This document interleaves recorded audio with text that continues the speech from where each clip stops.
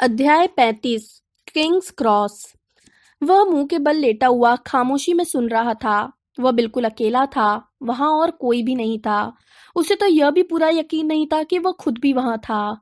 एक लंबे समय बाद या शायद तत्काल बाद ही उसे यह लगा कि उसका अस्तित्व है। वह किसी भूत या विचार की तरह अमूर्त या बिना शरीर का नहीं हो सकता, क्योंकि वह लेटा हुआ था, निश्चित रूप से किसी सतह पर लेटा हुआ था। इसका मतलब यह था कि उसकी इंद्रियां स्पर्श को महसूस कर रही थीं। इसका मतलब यह भी था कि जिस चीज पर वह लेटा था उसका भी अस्तित्व होगा।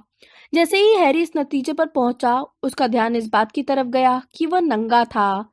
चूंकि वह बिल्कुल अकेला था, इसलिए इस बात से उसे चिंता नहीं हुई। हालांकि वह थोड़ा चौंक जरूर गया। उसने सोचा कि अगर वह महसूस कर सकता है तो देख भी सकता होगा। आंखें खोलने पर उसे पता चला कि वे भी काम कर रही थी। वह चमकीली धुंध में लेटा था। हालांकि इस तरह की धुंध उसने पहले कभी महसूस नहीं की थी। उसके आसपास का माहौल बादल जैसे धुएं में नहीं छिपा था, बल्कि ऐसा लग रहा था जैसे बादलों से बना हो। जिस फर्श पर वह लेटा था वह सफेद लग रहा था, न गर्म न ही ठंडा। वहां पर बस एक समतल खाली चीज थी। वह उठकर बैठ गया। उसके शरीर पर कोई घाव नहीं था। उसने अपना चेहरा छुआ। उसके चेहरे पर चश्मा भी नहीं था। फिर एक आवाज आसपास के शून्य से उस तक पहुंची, किसी चीज के हल्के हल्के टकराने की आवाज, जो जूझ रही थी, फड़फड़ा रही थी, तड़प रही थी। यह एक करुण आवाज थी, थोड़ी भद्दी भी। उसे यह अप्रिय एहसास हुआ कि वह किसी गोपनीय या शर्मनाक चीज को चुपके से सुन रहा था। पहली बार उसकी इच्छा हुई कि काश वह कपड़े पहने होता। उसके दिमाग में ये इच्छा आते ही तत्काल थोड़ी दूरी पर दुशाले प्रकट हो गए। उसने उन्हें पहन लिया। वे नरम, साफ और गर्म थे। यह अजीब बात थी कि उसकी इच्छा करते ही वे प्रकट हो गए थे। उसने खड़े होकर चारों तरफ देखा। क्या वह किसी बड़े आवश्यकता कक्ष में था? उसने जितनी ज्यादा दूर तक देखा, उसे उतना ही ज्यादा चीजें दिखीं। कांच की एक बड़ी गुंबद वाली छत धूप से उसके ऊपर चमक रही थी। शायद यह एक महल था। हर चीज शांत और स्थिर थी, सिवाय टकराने और सुबकने की उन अजीब सी चीजों के, जो धुंध में करीब से ही आ रही थी। हैरी अपनी जगह पर धीरे से घूमा और आसपास का माहौल उसकी आंखों के सामने बदलने लगा। एक चौड़ी खुली जगह, चमकदार और साफ, हॉगवर्ट्स के बड़े हॉल से भी ज्यादा बड़ा हॉल। यह बिल्कुल खाली था। वहां वह इकलौता व्यक्ति था, सिवाय। वह चिढ़ गया। उसे वह चीज दिख गई जो आवाजें कर रही थी। बच्चे जैसा एक छोटा प्राणी जमीन पर नंगा लेटा था। उसकी चमड़ी रूखी और पपड़ीदार दिख रही थी। यह प्राणी उस सीट के नीचे पड़ा पड़ा कांप रहा था जहां इसे छोड़ दिया गया था। इसे कोई नहीं चाहता था और इसे कोई चोरी से छोड़ गया था। अब यह सांस लेने के लिए जूझ रहा था। हैरी को डर लगने लगा। हालांकि प्राणी छोटा, कमजोर और घायल था, लेकिन हैरी इसके पास नहीं जाना चाहता था। बहरहाल वह करीब गया और किसी भी पल पीछे कूदने के लिए तैयार था। जल्दी ही वह इतने करीब पहुंच गया कि इसे छू सके, लेकिन वह ऐसा करने की हिम्मत नहीं जुटा पाया। वह खुद को डरपोक समझ रहा था। उसे इस प्राणी को तसल्ली देनी चाहिए, लेकिन इससे उसे नफरत हुई। तुम कोई मदद नहीं कर सकते। उसने पलटकर देखा। एल्बस डंबलडोर उसकी तरफ चलकर आ रहे थे। वे उमंग में तन कर चल रहे थे और उन्होंने नीले दुशाले पहन रखे थे। हैरी, उन्होंने अपनी बाहें फैलाई और उनके दोनों हाथ सफेद और सही सलामत थे। अद्भुत लड़के, बहादुर बहादुर आदमी, चलो घूमते हैं। हैरान हैरी डंबलडोर के पीछे चल दिया। वे पपड़ीदार प्राणी से दूर जाने लगे। डंबलडोर उसे ऊंची चमकती छत के नीचे दो सीटों की तरफ ले गए, जिनकी तरफ हैरी का पहले ध्यान नहीं गया था। डंबलडोर उनमें से एक पर बैठ गए और हैरी दूसरी पर बैठकर अपने पुराने हेडमास्टर का चेहरा घूरने लगा। डंबलडोर के लंबे सफेद बाल और दाढ़ी पहले जैसे ही थे। उनकी पैनी नीली आंखें आधे चांद के आकार के चश्मे के पीछे चमक रही थी। उनकी नाक पहले जैसी ही मुड़ी हुई थी। हर चीज वैसी ही थी जैसे उसे याद थी। लेकिन फिर भी। लेकिन आप तो मर चुके हैं, हैरी ने कहा। ओह हाँ, डंबलडोर ने सामान्य आवाज में कहा। तो क्या मैं भी मर चुका हूँ? आह, डंबलडोर ने कहा, और अब वे ज्यादा खुलकर मुस्कुरा रहे थे। यही तो सवाल है ना? कुल मिलाकर प्यारे बच्चे, मुझे लगता है नहीं। उन्होंने एक दूसरे को देखा। डंबलडोर अब भी मुस्कुरा रहे थे।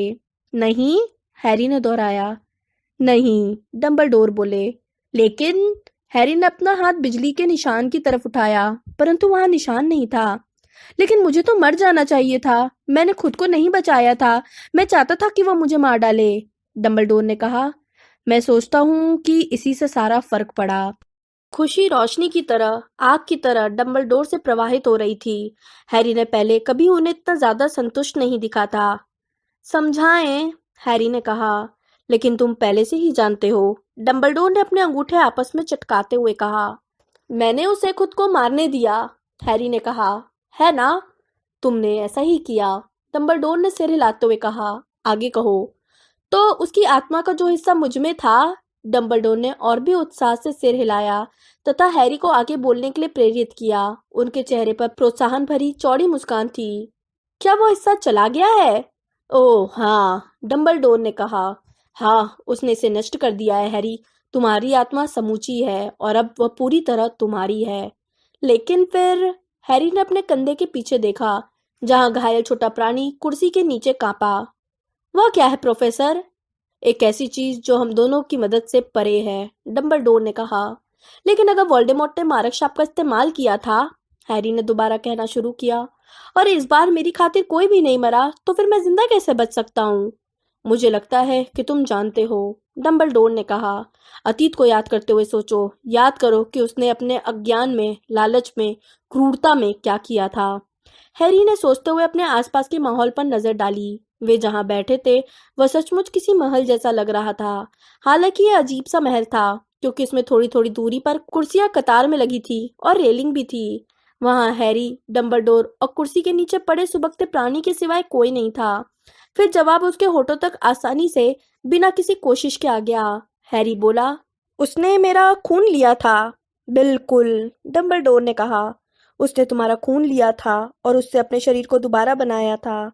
तुम्हारा खून उसकी रगों में बह रहा है। लिली की सुरक्षा तुम दोनों के भीतर थी। वोल्डेमॉर्ट ने यह इंतजाम कर दिया था कि उसके जिंदा रहने तक तुम भी जिंदा रहो। मैं जिंदा रहूं जब तक वह जिंदा रहे? लेकिन मैंने तो सोचा था कि मामला उल्टा था। मैंने तो सोचा था कि हम दोनों को मरना होगा, या फिर यह एक ही बात है। दर्द से कराहते प्राणी के सुबकने और हाथ पटकने से उसका ध्यान भटक गया। वो एक बार फिर पीछे मुड़कर उसकी तरफ देखने लगा। आपको यकीन है कि हम कुछ नहीं कर सकते? कोई मदद संभव नहीं है। तो फिर और ज्यादा स्पष्ट करें, हैरी ने कहा। डंबलडोर मुस्कुराए। तुम सातवें हॉर्क्रक्स थे हैरी, वह हॉर्क्रक्स जिसे वो बनाना नहीं चाहता था। उसने अपनी आत्मा को इतना अस्थिर कर दिया कि जब उसने तुम्हारे माता पिता की हत्या करने और छोटे से बच्चे की जान लेने की घिनौनी कोशिश करने का जघन्य अपराध किया, तो यह टूटकर अलग हो गई। लेकिन उसकी आत्मा का जितना हिस्सा उस कमरे में आया था, उतना बाहर नहीं गया। हालांकि वो यह बात नहीं जानता था। वो अपने पीछे तुम्हारे शरीर के अलावा भी कुछ छोड़ कर गया था। उसकी आत्मा का टुकड़ा तुमसे जुड़ गया था, वह संभावित शिकार जो बच गया था। लेकिन उसका ज्ञान दुखद रूप से अधूरा था हैरी। वोल्डेमॉर्ट जिसे महत्वपूर्ण नहीं मानता है, उसे समझने की कोशिश भी नहीं करता है। घरेलू जिन्नों और बच्चों की कहानियों, प्रेम, वफादारी या मासूमियत के बारे में वोल्डेमॉर्ट कुछ नहीं जानता और समझता है कुछ भी नहीं। इन सब में उसकी शक्ति से परे भी कोई शक्ति है, जादू की पहुंच से परे भी कोई शक्ति है। इस सच्चाई को वो कभी नहीं समझ पाया। उसने तुम्हारा खून इस विश्वास से लिया कि इससे वह शक्तिशाली बन जाएगा।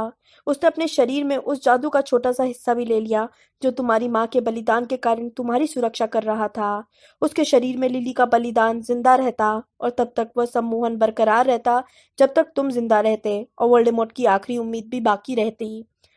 डंबलडोर हैरी को देखकर मुस्कुराए। हैरी उन्हें घूरता रहा। और आप यह बात जानते थे? आप हमेशा से जानते थे? मैंने अंदाजा लगाया था, लेकिन मेरे अंदाजे आमतौर पर सही होते हैं, डंबलडोर ने खुशी से चहकते हुए कहा। वे दोनों काफी समय तक खामोशी में बैठे रहे, जिस दौरान उनके पीछे का प्राणी लगातार कांपता और मुस्कुराता रहा। और भी कुछ है, हैरी ने कहा। इसमें और भी कुछ है। मेरी छड़ी ने उसकी उधार वाली छड़ी को क्यों तोड़ दिया? उस बारे में मुझे पक्का पता नहीं है। तो फिर अंदाजा ही बताएं, हैरी ने कहा, और डंबलडोर हंस दिए।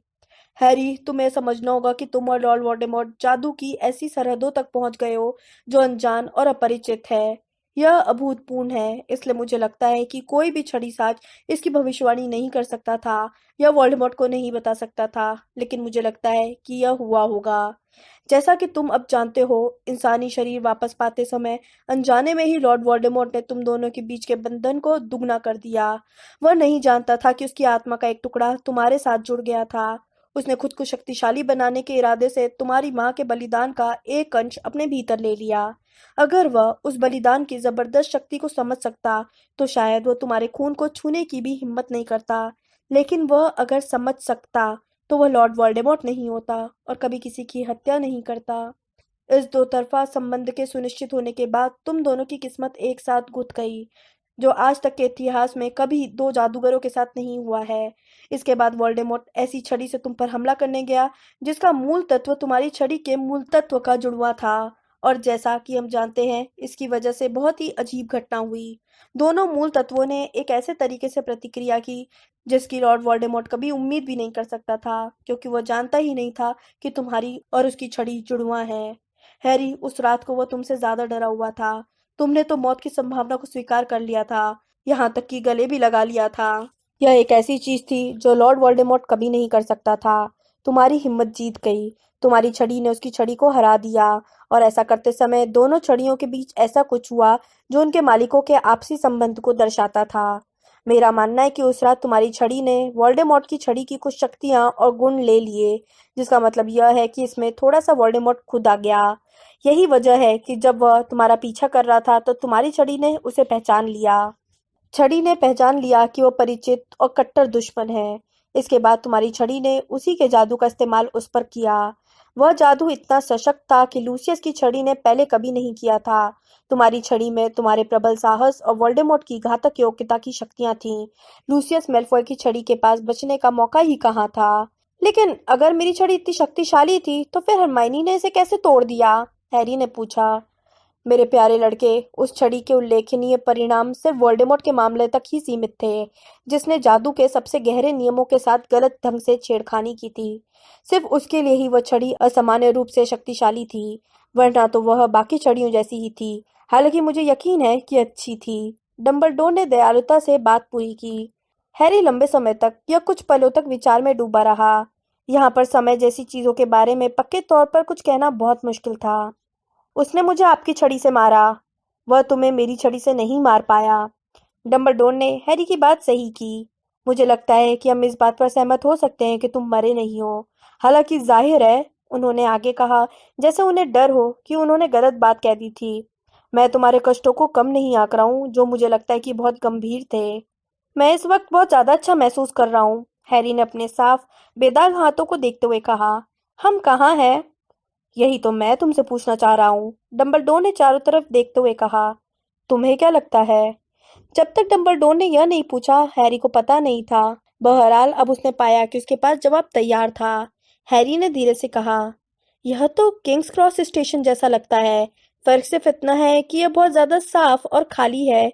जहां तक मैं देख सकता हूँ, कोई ट्रेन भी नहीं दिख रही है। Kings cross station? डंबलडोर हंस रहे थे। अच्छा, सचमुच? तो आपके हिसाब से हम कहाँ हैं? हैरी ने थोड़े रक्षात्मक अंदाज में कहा। मेरे प्यारे बच्चे, मुझे जरा भी अंदाजा नहीं है। यह तो तुम्हारी पार्टी है। हैरी को पता नहीं था कि इसका क्या मतलब है। डंबलडोर उसे गुस्सा दिला रहे थे। उसने उनकी तरफ घूरा, फिर उसे याद आया कि उसे वर्तमान जगह का पता लगाने से ज्यादा जरूरी सवाल पूछना है। मौत के तोहफे, उसने कहा, और यह देखकर खुश हुआ कि इन शब्दों से डंबलडोर के चेहरे की मुस्कान उड़ गई। ओह हाँ, उन्होंने थोड़ा चिंतित दिखते हुए कहा। तो हैरी जब से डंबलडोर से मिला था, तब से पहली बार वे बूढ़े के बजाय युवा दिख रहे थे। पल भर के लिए तो वे उस छोटे बच्चे जैसे लगे, जिसे गलती करते हुए पकड़ लिया गया हो। क्या तुम मुझे माफ कर सकते हो? उन्होंने कहा। क्या तुम इस बात के लिए मुझे माफ कर सकते हो कि मैंने तुम पर पूरा भरोसा नहीं किया? मैंने तुम्हें पूरी बात नहीं बताई। हैरी, मुझे डर था कि मेरी ही तरह तुम भी नाकामयाब हो जाओगे। मुझे डर था कि तुम भी मेरी जैसी गलतियां करोगे। मैं तुमसे माफी चाहता हूँ हैरी। अब मैं जान गया हूँ कि तुम मुझसे ज्यादा अच्छे आदमी हो। आप किस बारे में बोल रहे हैं? हैरी ने डंबलडोर के बोलने के अंदाज और उनकी आंखों के आंसुओं से हैरान होकर कहा। मौत के तोहफे, डंबलडोर बुदबुदाए। हताश व्यक्ति का सपना। वे असली है। असली और खतरनाक, मूर्खों के लिए लालच का जाल, डंबलडोर ने कहा। और मैं कितना मूर्ख था। लेकिन तुम जानते हो, है ना? अब तुमसे कोई बात नहीं छिपी है, तुम सब कुछ जानते हो। मैं क्या जानता हूँ? डंबलडोर ने अपना पूरा शरीर हैरी की तरफ घुमाया और उनकी चमकदार नीली आंखों में आंसू अब भी चमक रहे थे। मौत का मालिक हैरी, मौत का मालिक, क्या मैं वोल्डेमॉर्ट से ज्यादा अच्छा था? जाहिर है आप थे, हैरी ने कहा। जाहिर है, आप ये बात सोच भी कैसे सकते हैं? आपने कभी किसी को नहीं मारा जब आपके पास विकल्प मौजूद थे। सच है, सच है, डंबलडोर ने कहा। इस वक्त वे तसल्ली चाहने वाले किसी बच्चे की तरह दिख रहे थे। फिर भी मैंने मौत को जीतने का एक तरीका खोजना चाहा, हैरी। उस तरीके से नहीं जिस तरह से उसने किया था, हैरी ने कहा। डंबलडोर पर उसके इतने गुस्से के बाद यह अजीब था कि वह ऊंची छत के नीचे बैठे डंबलडोर को खुद उन्हीं के हमले से बचा रहा था। हॉर्क्रक्स नहीं, मौत के तोहफे। बिल्कुल, हॉर्क्रक्स नहीं, मौत के तोहफे। डंबलडोर बुदबुदाए। खामोशी छा गई। उनके पीछे का प्राणी सुबक रहा था, लेकिन हैरी ने पीछे पलटकर नहीं देखा। ग्रिंडलवाल्ड भी उनकी तलाश कर रहा था? उसने पूछा। डंबलडोर ने एक पल के लिए अपनी आंखें बंद की और सिर हिला दिया। सबसे बढ़कर इसी बात ने हम दोनों को एक दूसरे की ओर खींचा था, उन्होंने धीरे से कहा। दो चतुर घमंडी लड़के जिनकी लालसा एक ही थी।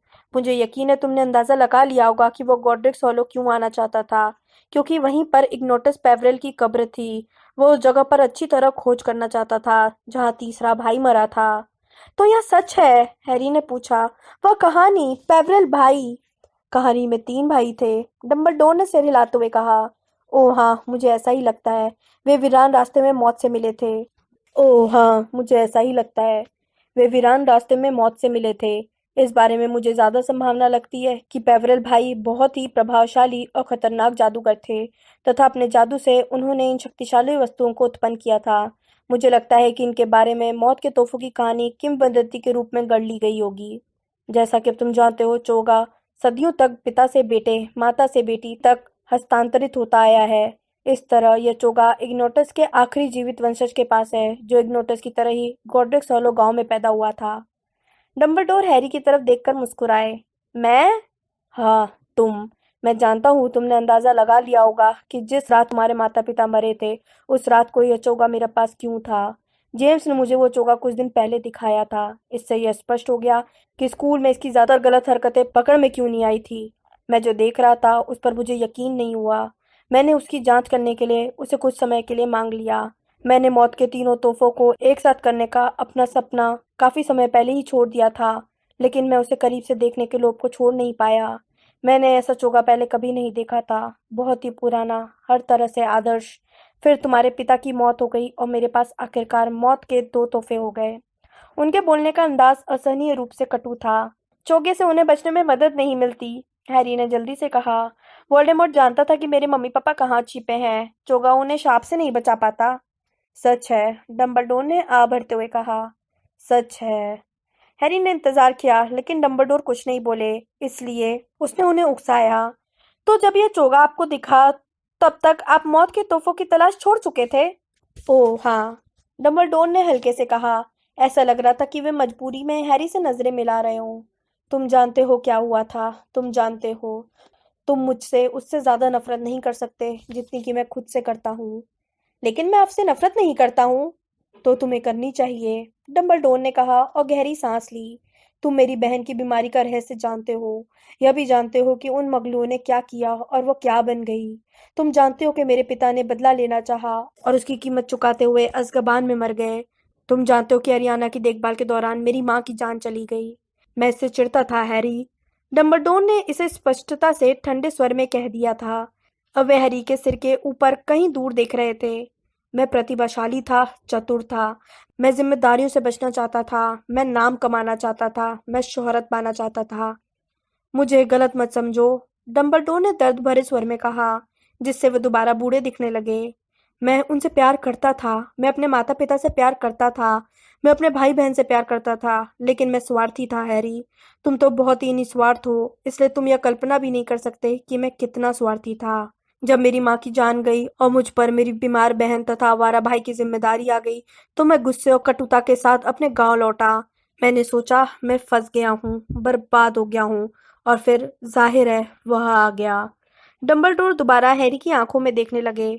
ग्रिंडलवाल्ड, हैरी, तुम कल्पना भी नहीं कर सकते कि किस तरह उसके विचार मुझ पर हावी हो गए, मुझे सम्मोहित करने लगे। हम शक्ति से मगलुओं को अपने अधीन कर लेंगे, जादूगर जाति विजेता होगी, ग्रिंडलवाल्ड और मैं इस क्रांति के मशहूर युवा नायक होंगे। ओह! मेरे मन में कुछ नैतिक शंकाएँ थीं, लेकिन मैंने अपनी अंतरात्मा को खोखले शब्दों से शांत कर दिया। यह सब बहुसंख्य लोगों की भलाई के लिए होगा और जो भी नुकसान होगा, जादूगरों को उससे 100 गुना ज़्यादा फ़ायदा होगा। क्या मैं अपने दिल में ग्रिंडलवाल्ड की हकीकत जानता था?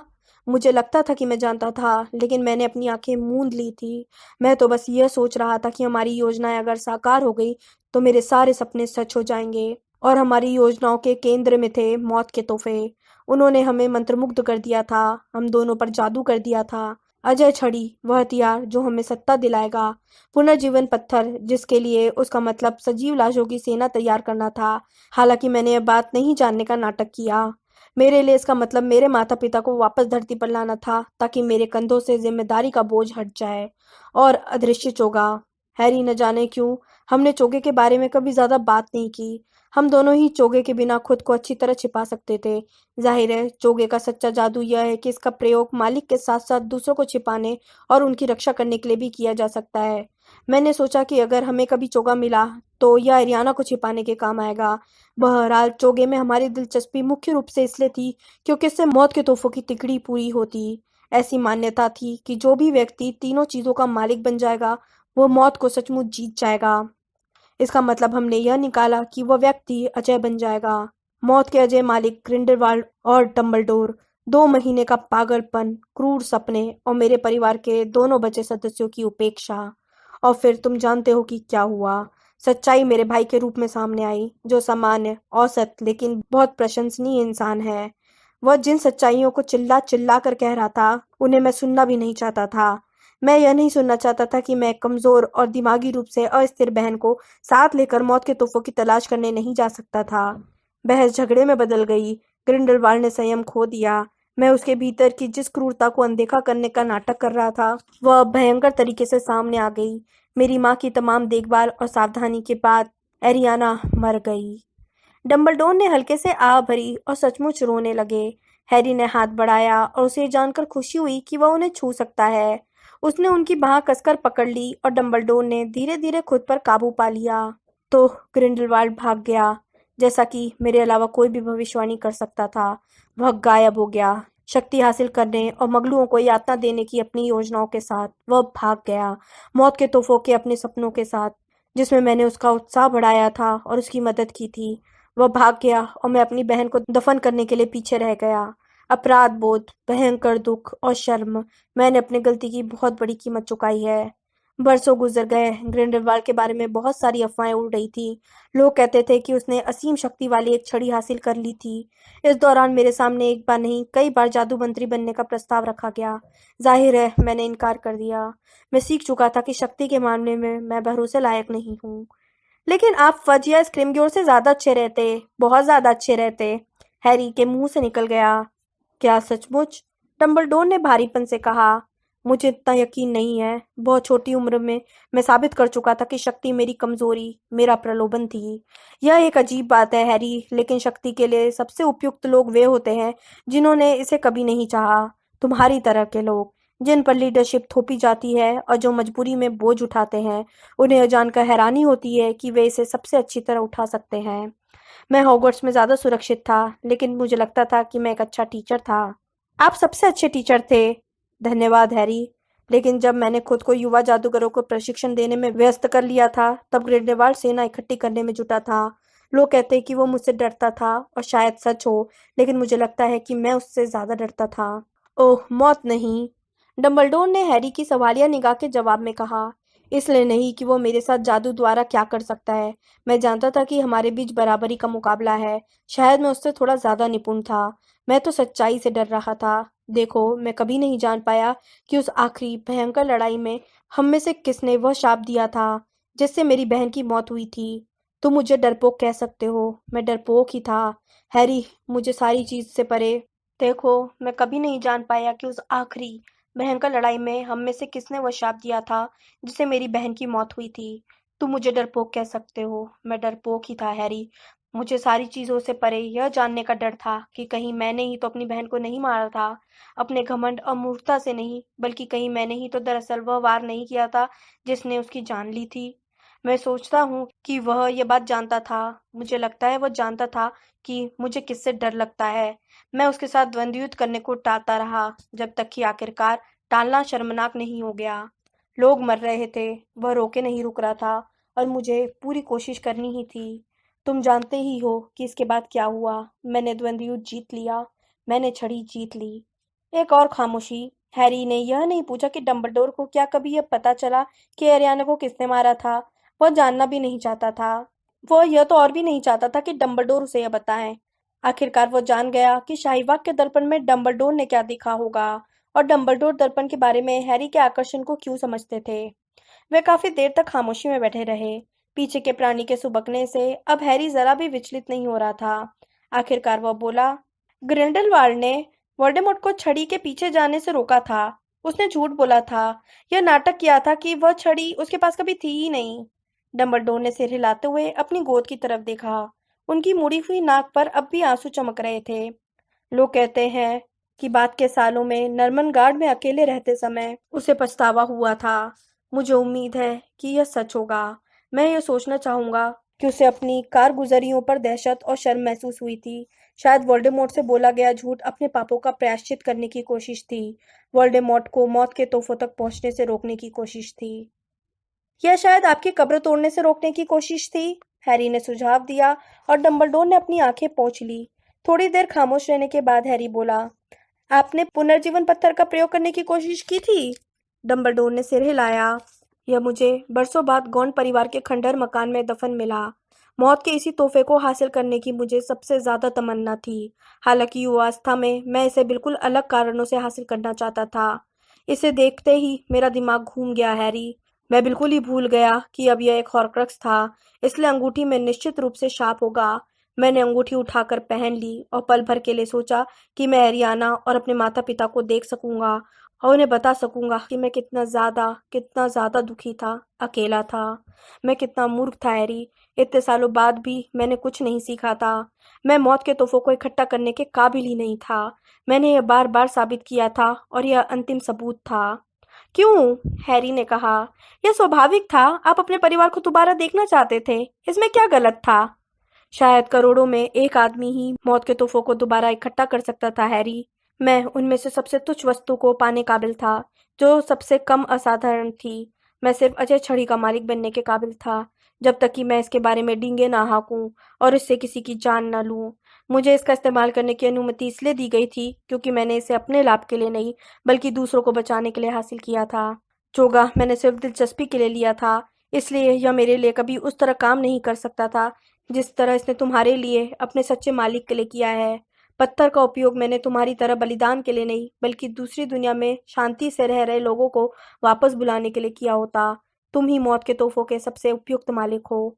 डंबलडोर ने हैरी का हाथ थपथपाया, और हैरी उनकी तरफ देखकर हंस दिया। वह खुद को रोक नहीं पाया। अब वो डंबलडोर से नाराज कैसे रह सकता था? आपने इसे इतना मुश्किल क्यों बनाया? डंबलडोर की मुस्कान थिरकी। हैरी, मुझे मिस ग्रेंजर पर भरोसा था कि वह तुम्हें धीमा कर देगी। मुझे डर था कि तुम्हारा गर्म दिमाग तुम्हारे अच्छे दिल पर हावी हो जाएगा। मैं डर रहा था कि अगर इन ललचाने वाली वस्तुओं के बारे में मैं तुम्हें सीधे सच्चाई बता दूंगा, तो मेरी ही तरह तुम भी मौत के तोहफों का पीछा करने लगोगे, गलत समय पर, गलत कारणों से।